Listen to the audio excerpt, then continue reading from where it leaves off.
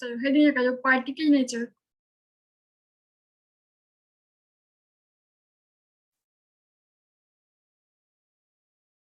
Particle nature of electromagnetic radiation, nature of electro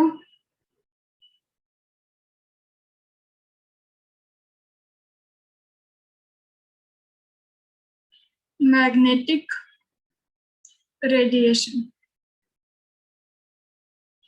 ठीक है, electromagnetic radiation क्या करता है, पार्टिकल नेचर भी शो करता है। ठीक है, इसको हम लोग कैसे पढ़ेंगे, प्लैंक्स क्वांटम थ्योरी। ठीक है, प्लैंक्स क्वांटम थ्योरी, इसको किन्होंने बताया, प्लैंक्स नाम के एक साइंटिस्ट ने, जिसको हम लोग किस नाम से जानते हैं, प्लैंक्स क्वांटम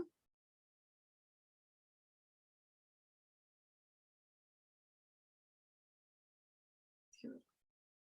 चलो, इसको समझने से पहले थोड़ा सा आपको कुछ और भी देखना पड़ेगा। देखो, एक साइंटिस्ट थे जिनका नाम था प्लैंक्स। ठीक है, ये जहां से थे ना, विदेश से थे, इंडिया से नहीं थे। विदेश में क्या होता है, बहुत जगहों पे ठंड बहुत ज्यादा पड़ती है, बर्फ जम जाती है। तो ये चूंकि साइंटिस्ट थे, इन्होंने क्या रखा था, एक ना लोहे का बॉल रखा था अपने पास। ठीक है, ये लोहे का दिख रहा है, नहीं दिख रहा है, टमाटर दिख रहा है। ओके, तो चलो मान लो अब ये लोहे का उनके पास बड़ा सा उन्होंने बॉल रखा था। ठीक है, क्योंकि उनकी जो अपनी लेबोरेटरी थी, वहां पे आग जलाने का साधन नहीं था। ठंड में अगर वो चाहते तो आग अपने पास अपने लेबोरेटरी में नहीं जला सकते थे। ठीक है, उसके लिए उनको क्या करना पड़ता था, पड़ोस में जाना पड़ता था, अपने पड़ोस के लेबोरेटरी में वो लोग अपने पास आग जला के रखते थे। तो उन्होंने क्या किया, ये एक बड़ा सा लोहे का बॉल रखा।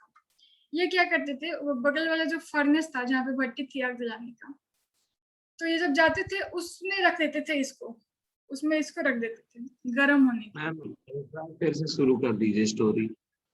थोड़ी फिर से सुनोगे? ओके, थोड़ी सुनते सुनते सो मत जाना। ठीक है, मैं समझाने के लिए स्टोरी सुना रही हूँ, नहीं तो फिर दिक्कत हो जाएगी। देखो, प्लैंक्स नाम के एक साइंटिस्ट थे जो कि इंडिया से नहीं थे, आउट ऑफ इंडियन थे।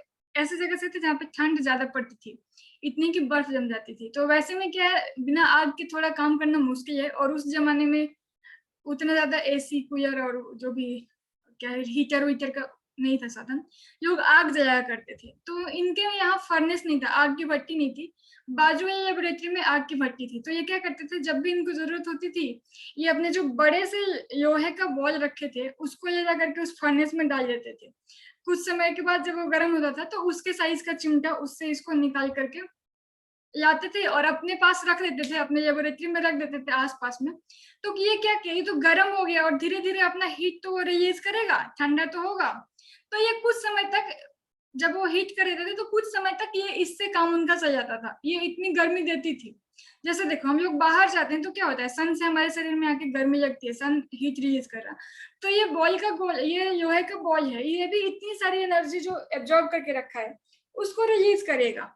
तो वो पड़ोस से गर्म करके अपने पास लेबोरेटरी में 2-3 घंटे तक रख के थोड़ा राहत पाते थे, उनको काम करने में राहत मिल जाती थी। ठीक है, तो देखो, एक दिन उनको भूख लगी, उनको तेज भूख लगी, और ठंड भी तो थी, तो ठंड तो लगती थी। उन्होंने ये बॉल लिया, जाकर के पड़ोसी वाले लैब के फर्नेस में डाल दिया। ठीक है, फर्नेस यानी आग की भट्टी, आग की भट्टी को फर्नेस कहते हैं। इसमें डाल दिया और डाल के चले गए कैंटीन। कैंटीन में इन्होंने जाकर के सोचा कि क्या खाएं, तो इन्होंने सोचा ठीक है, ये इसका पैकेट दिखा तो सोचा ठीक है यही खरीद लो, अभी यहाँ पे खाना वाना था नहीं वैसे कुछ, शाम का टाइम था तो उनको उतना भी भूख नहीं था कि खाना खाएं, तो फिर भी लेकिन थोड़ा भूख था।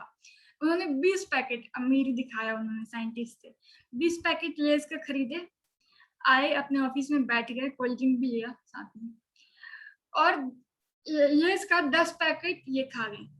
ऑब्वियस सी बात है कि साइंटिस्ट है तो नॉर्मल इंसान ही रहे होंगे, मतलब नॉर्मल तो नहीं कहा जाता है साइंटिस्टों को, फिर भी अब नॉर्मल भी नहीं थे। तो साइंटिस्ट साहब ने क्या किया, 10 पैकेट जब खाए, क्योंकि कितना ही लेज रहता है, थोड़ा सा 5 एक पैकेट में, तो 10 पैकेट को एक बार फाड़ा और ऐसे खा लिया। ऐसा तो नहीं, एक एक पैकेट को खोलिए, फिर आराम से खाएं, फिर दूसरा पैकेट खोलिए, फिर आराम से खाएं। ऐसे खा कर करके जब ये 10 पैकेट खाएं, पेट में जब धीरे धीरे भूख इनका खत्म होने लगा तो याद आया, अरे मैं कैंटीन में गया, वहां पे उतनी देर टाइम बिताई, बात किया 2-4 लोगों से, फिर यहाँ पे आया, खा भी लिया, और जब कुछ समय के बाद याद आया कि मेरा बॉल, उसका क्या, जो पड़ोस में रख के आए थे, तब ये सोचे ठीक है जाते हैं, जाके देखते हैं। तो अभी तक क्या हो रहा था, जब ये कुछ समय के लिए बॉल रखते थे तो थोड़ा गर्म होता था, तो बस हीट होता था, सफिशिएंट हीट होता था कि थोड़ा बहुत वो अपना रेस इमिट कर सके। ऐसा नहीं कि एकदम गर्म करके उसको लाल कर दिया, वैसा नहीं। बट जब नॉर्मली हीट करते थे कुछ कुछ समय रख करके, उतने ज्यादा आग के टेम्परेचर पे कुछ समय रखोगे तो सिर्फ हीट ही हो पाएगा, चाहे फर्नेस में भी रखो तो भी। तो जब ये इतना घूम फिर के गए हैं, तो क्या देख रहे हैं, ये जो लोहे का ये इनका क्या बॉल है, कैसा दिख रहा है इनको, जब आके देख रहे हैं तो वो ब्लैक था, ब्लैक टाइप का, यानी लोहे के कलर का था, पूरा ब्लैक नहीं, लोहे का कलर का, लाइक ग्रीनिश ब्लैक, ओके। और आकर के देख रहे हैं तो ये डल रेड हो गया है, ये जो बॉल है उसका कलर रेड से, सॉरी ब्लैक से चेंज करके डल रेड हो गया। इनको लगा अरे वाह ये तो बड़ा अच्छा चीज दिख रहा है, तो ये खड़ा होकर देख ही रहे थे, सोच रहे क्या करे क्या करे क्या करे, ये ऐसा क्यों हो गया मैजिक। तो उसके कुछ समय के बाद ही ये सोच ही रहे थे, तब तक ये डल रेड से ब्राइट रेड हो गया, ठीक है। अब ये सोचे कि अरे ये तो अच्छी बात है, ये कलर बदल रहा है, थोड़ा और रुक के देखते हैं कि ये क्या क्या कलर दिखाता है। ब्राइट रेड से ये येलो में टर्न हुआ, येलो से ये टर्न हो गया ऑरेंज में, और ये समय देते गए वो कलर अपने बदलते गया। ऑरेंज से ये फिर हुआ था ब्लू, ब्लू से हो गया फिर व्हाइट, और व्हाइट से जब ज्यादा गर्म करे तो मेल्ट। अब वो सीधे मेल्ट हो जाएगा, यानी लिक्विड स्टेज में आ जाएगा, बॉल से लिक्विड बन जाएगा। तो इन्होंने क्या देखा, अरे भाई ये तो बड़ा अच्छा है, आयरन का बॉल है और ये मैजिक दिखा रहा है, अपना कलर बदल रहा है। तो ये कलर कैसे बदल रहा है, देखो, सपोज ये इनका आयरन का बॉल है, ओके,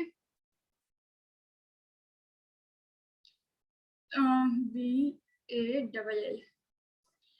अब ये बॉल पे हीट आ रही है, ठीक है, इसको आग में रखा है तो ये हीट क्या कर रहा है, एब्जॉर्ब कर रहा है, एब्जॉर्ब कर रहा है, एब्जॉर्ब कर रहा है, तो इस पे हीट आ रही है।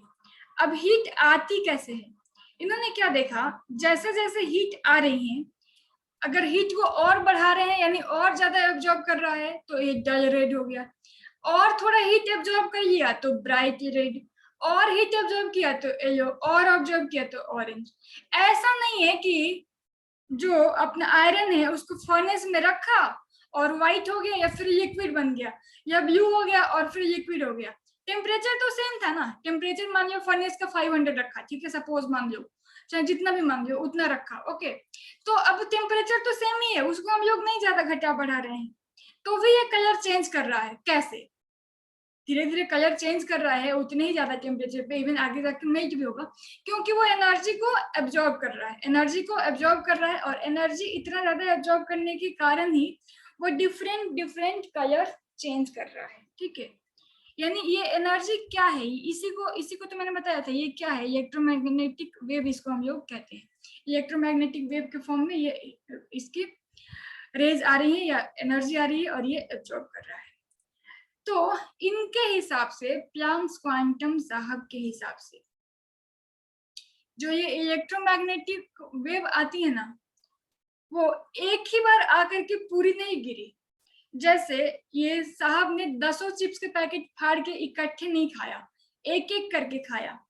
तो इनके हिसाब से ऐसे ही ये जो इलेक्ट्रोमैग्नेटिक वेव है ना, वो स्मॉल स्मॉल पैकेट के फॉर्म में आती है, चिप्स के पैकेट जैसे, लेकिन इसके पैकेट इतने छोटे हैं जितना आप सोच नहीं सकते हो। ऐसे ये स्मॉल पॉकेट पैकेट, जैसे मान लो कि यहाँ से अगर कि इस्पात से यहाँ पे इलेक्ट्रोमैग्नेटिक वेव गिरी, तो वो ऐसे छोटे छोटे पैकेट के फॉर्म में आती हैं। बट दिक्कत ये है ना कि पता है, ये इलेक्ट्रोमैग्नेटिक वेव अगर पैकेट के फॉर्म में आ रही है तो ये पार्टिकल है, क्योंकि पार्टिकल को ही हम लोग पैकेट के फॉर्म में भेज सकते हैं, तो ये पार्टिकल नेचर शो कर रहा है। बात ये है, अगर ये पार्टिकल नेचर शो कर रहा है तो ये वेव की तरह क्यों दिखता है, फिर ये वेव नेचर कैसे शो करता है, वेव की तरह क्यों दिखता है। देखो, जैसे अब एक अपने फैन को ही देखो, अगर हम लोग के सीलिंग पे जो फैन चल रहा है, तो जब तक वो फैन चल रही है तब तक क्या है, हमको नहीं दिख रहा कि उसकी पंखी किधर है, जबकि उसकी कुछ ना कुछ पंखी है, 2-4 है, उसका कुछ ना कुछ शेप है, बावजूद भी हम लोग नहीं देख रहे हैं, क्योंकि उसकी स्पीड इतनी तेज है कि वो जितना फास्ट घूम रहा है, हमारी आईज उसको कैच नहीं कर पा रही है कि वो आखिर है कैसा, पंखी दिख कैसा रहा, साइज कैसा है, अगर चलते फैन की हम लोग बताएं तो। या फिर सपोज अगर कोई कहीं से बुलेट फायर कर रहा है, और बुलेट ऐसे फायर कर रहा है ना एकदम कंटिन्यूअस, उसके पास इतनी बुलेट है कि खत्म नहीं होगी, और वो फायर कर रहा है, और इतनी कंटिन्यूअस फायर कर रहा है कि एक बुलेट से दूसरे बुलेट के गैप में फ्रैक्शन ऑफ सेकंड का भी टाइम नहीं दिख रहा है। तो एक तो उतनी तेजी से ये स्पीड ऑफ लाइट से मूव करते हैं ये पार्टिकल, ऊपर से एक के बाद एक, एक के बाद एक, एक के बाद एक, यानी बीच में गैप मिल ही नहीं रहा, वो इतना ना कंटिन्यूअस है कि वो पार्टिकल होने के बावजूद भी वो वेव जैसे ही दिखते हैं, इतने ज्यादा कंटिन्यूअस है और इतनी स्पीड से हैं कि वो पार्टिकल होने के बाद भी वेव नेचर शो करते हैं, ये इनके प्लैंक्स क्वांटम थ्योरी के हिसाब से, ठीक है। तो वैसे ही इनके हिसाब से पैकेट के फॉर्म में आता है, तो ये ऐसा नहीं कि सारे पैकेट इकट्ठे आ गए, एक पैकेट आया ये ऑब्जॉर्ब किया, दूसरा आया ऑब्जॉर्ब किया, तीसरा आया ऑब्जॉर्ब किया, चौथा आया ऑब्जॉर्ब किया, वैसे ही जैसे कुछ पैकेट ऑब्जॉर्ब किया डल रेड, और ज्यादा किया ब्राइट रेड, और ज्यादा किया येलो, और ज्यादा किया ऑरेंज, और ज्यादा किया ब्लू, और ज्यादा किया व्हाइट, ठीक है। वही तो इन्होंने इसी एनर्जी का जो ये पैकेट है ना, इसी के बारे में बताया था, ठीक है। आप लोगों में किसी ने पूछा भी था फोटोन क्या है, मैंने बोला सब्र रखो बालक, पढ़ेंगे आगे हम लोग प्लैंक्स क्वांटम थ्योरी में। तो देखो यहाँ पे एक आपको वर्ड दिख रहा है क्वांटम, अच्छा 5 मिनट और लूंगी मैं, आप लोग को ज्यादा नहीं लूंगी, ठीक है। क्वांटम, ये क्वांटम क्या है, प्लैंक क्वांटम थ्योरी में ये क्वांटम क्या है, ये जो एनर्जी का पैकेट है ना, इसी को इन्होंने कहा क्वांटम, ये क्वांटम का मतलब है एनर्जी पैकेट,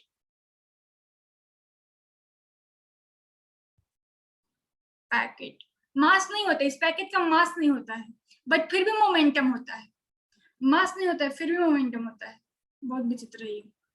अब देखो अब तो इसको एनर्जी पैकेट, एनर्जी बंडल भी कहीं कहीं पे लिखा रहता है या कहा जाता है, एनर्जी बंडल्स और क्वांटास, क्वांटास, ठीक है। और इसी को ना अगर आप एक पैकेट उठा लो, जैसे ये बहुत सारी है तो energy packet, energy bundle, Qantas, अगर एक की अब बात करो ना तो इसको हम लोग कहते हैं फोटोन, फोटोन, और बहुत सारी आ गई तो ऐसे लगा दो फोटॉन्स, ठीक है। तो इसी को एक्चुअली प्लैंक्स क्वांटम थ्योरी ने ये जो एनर्जी पैकेट के फॉर्म में ये इलेक्ट्रोमैग्नेटिक वेव्स इमिट होते हैं, उसी को इन्होंने क्या कहा था, क्वांटम, ओके। तो जैसे जैसे उन्होंने चिप्स खाया, एक पैकेट खाया, थोड़ा भूख कम हुआ, दूसरा खाया और कम हुआ, वैसे ही थोड़ा क्वांटम लिया डल रेड, और लिया ब्राइट रेड, और लिया येलो, और लिया ऑरेंज, फिर ब्लू, फिर व्हाइट, फिर मेल्ट, जितना ज्यादा एब्जॉर्ब किया वैसा उसका हम चेंज हो जाएंगे। ये रिवर्सिबल भी है, इसको थोड़ा ठंडा करोगे, जैसे यहाँ पे मेल्ट हो गया, ओके ये मेल्ट हो गया, ठंडा करोगे व्हाइट, फिर ब्लू, और ठंडा ऑरेंज, और ठंडा येलो, और ठंडा ब्राइट रेड, और ठंडा डल रेड, और ठंडा तो बॉल ऑब्वियसली नहीं बनेगा क्योंकि लिक्विड है, तो सॉलिड बन जाएगा, बॉल नहीं बनेगा, बॉल को आपने शेप देना पड़ता है, आपने मेल्ट करके लिक्विड कर लिया तो अब वो सॉलिड बन जाएगा, बॉल नहीं बनेगा। इधर ये वाइस वर्सा प्रोसेस भी होता है, क्योंकि एनर्जी ये है इमिट करेगा, हम लोग आग सेक रहे हैं, सेक रहे हैं, सेक रहे हैं, एक समय के बाद फिर जब वहां से हटेंगे तो हमारे बॉडी से जितना हीट एब्जॉर्ब हुआ था वो रेडिएट करेगा बाहर, ठीक है। और ये एनर्जी आती कैसे, इकट्ठे नहीं आती है। सपोज आप ठंड के समय में थोड़ी अच्छी धूप है और बाहर बैठे हो, तो स्टार्टिंग में बहुत अच्छा लगता है, वाह कितना अच्छा है, कुछ समय और बैठे रहो, थोड़ा ज्यादा धूप लगने लगेगा, और ज्यादा बैठोगे पसीने आने लगते हैं ठंड में भी, क्यों, ऐसा तो नहीं है बाहर जाके धूप में बैठे ठंड के टाइम पसीना आने लगा, आपको उतनी टाइम देनी पड़ेगी, उतनी सारे पैकेट्स आपने एब्जॉर्ब किया एनर्जी के, तब जाकर के आपका रेडिएशन धीरे धीरे धीरे धीरे धीरे धीरे बढ़ा, ठीक है, एक साथ नहीं, जैसे 10 चिप्स एक बार फाड़ के नहीं खा सकते हैं, सेम वैसे ही इसके साथ होता है। और देखो यहीं से फिर एक क्या कंसेप्ट आ गया, black body radiation, black body, इन यहाँ पे एक बस ये लास्ट टर्म है, आज थोड़ा क्लास देर हो रहा है, कोई बात नहीं, समझ लो, रोज नहीं होता क्योंकि फिर इसको आगे बढ़ाएंगे, फ्लो चेंज, ब्लैक बॉडी के बारे में यहीं से मिला। देखो ये जो ब्लैक बॉडी है ना, ये कहने को ब्लैक बॉडी है, but black body is not actually black. Black body नाम है, कहने को नाम है, ये ब्लैक नहीं होता है।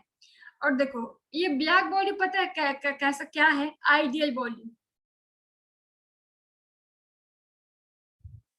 आइडियल बॉडी है। और एक मिथ है, एक ट्रूथ है सॉरी, कि कुछ भी आइडियल नहीं है। जो भी चीज जहां भी आइडियल लग गया ना, समझ लो वो एग्जिस्ट ही नहीं करता है। आइडियल गैसेस एग्जिस्ट नहीं करते हैं इमेजिनेशन में, फिर भी पढ़ना है, भर भर के पढ़ना है state matter. Black body ideal body है, एग्जिस्ट ही नहीं करता है। जैसे हम लोग आइडियल क्यों 100% आइडियल नहीं, राइट? तो वैसे ही एक्चुअली अगर आइडियल कहा जाए ना, समझ जाना एग्जिस्ट ही नहीं करता। Ideal gas not exist, ideal body not exist. तो आइडियल मतलब नॉट एग्जिस्ट, फिर भी उसके बारे में आपको टॉर्चर किया जाएगा पढ़ा के, ठीक है? तो ये होता क्या है, जो हर एक टाइप के जितना भी आपने रेडिएशन पढ़ा ना, हर टाइप के रेडिएशन को इमिट कर सके और एब्जॉर्ब कर सके, इमिट और एब्जॉर्ब दोनों कर रही हो हर टाइप के रेडिएशन को, उसी को हम लोग कहते हैं black body, which actually does not exist on the earth. But Planck's quantum साहब ने लोहे के बॉल को मान लिया था कि वो एज अ ब्लैक बॉडी काम करता है, बट क्योंकि ये आइडियल है, ये एक्चुअली में एग्जिस्ट नहीं करता है। तो आइडियल बॉडी दैट, ये एक्चुअली ब्लैक नहीं होता, ध्यान रखना, नाम है। Absorb and emit all the radiation या electromagnetic wave, all the radiation, ठीक है?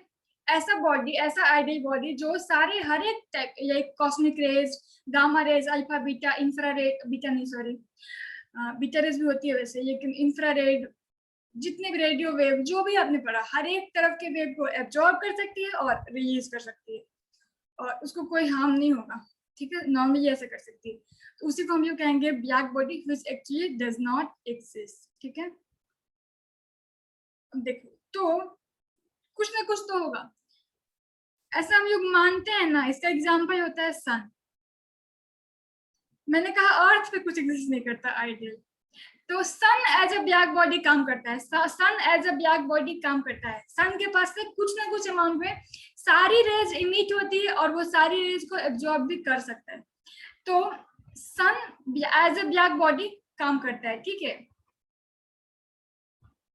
अब देखो, बट ये क्वांटम साहब ने क्या किया था, अपने लोहे के बॉल को मान लिया था कि वो क्या है, ब्लैक बॉडी है, ठीक है? तो उनके हिसाब से जैसे देखो, अगर ये ब्लैक बॉडी है तो ये क्या की, एब्जॉर्ब की। तो एब्जॉर्ब करते ही क्या हो गया, पहले डल रेड कलर क्या हुआ, डल रेड। जब ये वेव, इलेक्ट्रोमैग्नेटिक वेव एब्जॉर्ब करी थी, तो पहले कलर डल रेड, फिर येलो, फिर ऑरेंज, फिर ब्लू, फिर व्हाइट, फिर मेल्ट। वैसे ही जब हम लोग इसको कूल करेंगे ना, यानी रिलीज होगा, तो रिलीज में उल्टा हो जाएगा, पहले व्हाइट होगा, फिर ब्लू, फिर ऑरेंज, फिर येलो। अगर हम लोग व्हाइट कर लिए हैं हॉट करके, तो फिर रेड, फिर डल रेड, फिर अपने वापस स्टेट में आ जाएगा, ऐसा, ठीक है? तो ये भी इनके हिसाब से, क्योंकि ये एज अ ब्लैक बॉडी काम कर रहा है, बट है नहीं वो, उन्होंने माना था, सपोज किया था, और जो भी सपोज करते हैं वो हम एक्चुअली में वो नहीं होता है, ठीक है? तो ये यानी जो जो एब्जॉर्ब किया ना, वो सारे के सारे रिलीज कर रहा है यहाँ पे। वैसे ही ये भी है, बट ये रेडिएशन, ये कलर चेंज कर रहा है, एक ही तरह का रेडिएशन एब्जॉर्ब, बट ये हर एक टाइप का रेडिएशन एब्जॉर्ब करेगा, और जितनी एब्जॉर्ब किया सबको रिलीज भी कर देगा। वही होगा ब्लैक बॉडी रेडिएशन, ठीक है? अब देखो, यहाँ पे थोड़ी सी चीज और पढ़नी थी, बट आज का टाइम ज्यादा हो गया, फिर आप लोग की मैथ क्लास है तो कंटिन्यू करेंगे कल, ठीक है? क्या हम लोग आगे पढ़ेंगे, ध्यान रखना, ये जो फोटोन है ना, इससे रिलेटेड इसकी एनर्जी हम लोग पढ़ेंगे। इन्होंने क्या किया था, प्लैंक्स क्वांटम साहब ने कहा था, अच्छा थोड़ा सा देखिए, बस 2 मिनट देखिए, फिर मैं छोड़ दे रही हूँ, ओके? इनके हिसाब से ये जो एनर्जी है ना, किसकी, फोटोन की, यानी जो पैकेट है छुटकू सा, वो डायरेक्टली प्रोपोर्शनल होता है फ्रीक्वेंसी से, ठीक है? एनर्जी डायरेक्टली प्रोपोर्शनल होता है फ्रीक्वेंसी से, ठीक है? अब प्रोपोर्शनलिटी साइन हटता है तो कांस्टेंट लगता है। तो यहाँ पे जब, ये ध्यान रखना, इसके बाद हम लोग यहाँ पे लिख रहे हैं, अब जब प्रोपोर्शनलिटी साइन हटता है तो कांस्टेंट लगता है, तो यहाँ पे कांस्टेंट लगेगा एच, एच न्यू। एच क्या है, प्लैंक्स कांस्टेंट इसको बोलते हैं, साइंटिस्ट के नाम पे है, ठीक है? एच हमारा है प्लैंक्स कांस्टेंट, जिसकी 6 वैल्यू होती है 6.626 into 10 to the power -34 joule per second. ठीक है, ये होती है। ओके, अब देखो एक बस लास्ट, हमने क्या पढ़ा था, फ्रीक्वेंसी बराबर होता है 1 अपॉन लैम्डा का। ये आप लोगों ने चीज पढ़ा, सॉरी हाँ ये होता है, लेकिन हमें ये नहीं देखना। यहाँ पे आप क्या देखो, मतलब कुछ नहीं है, ये एनर्जी से ही हम लोग सी के फॉर्म में लाइट, ये स्पीड ऑफ लाइट के फॉर्म में हम लोग एक और फॉर्मूला को डिराइव कर सकते हैं। ठीक है, मुझे लगता है कि आज हम लोग बहुत लेट हो रहे हैं, कल ही करते हैं आगे। ठीक है, बस आप इतना ध्यान रखना, इतना ध्यान रखना। ठीक है, आगे इसको हम लोग रिप्लेस करेंगे सी के फॉर्म में। ठीक है, स्पीड ऑफ लाइट के फॉर्म में एक और फॉर्मूला।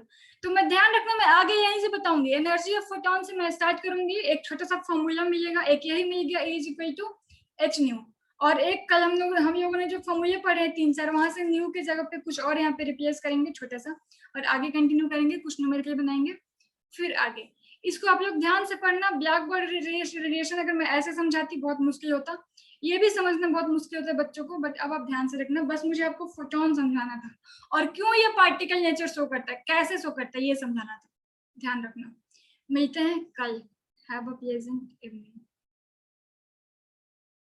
चलो यहाँ से कल स्टार्ट करेंगे energy of photons. Okay, bye bye.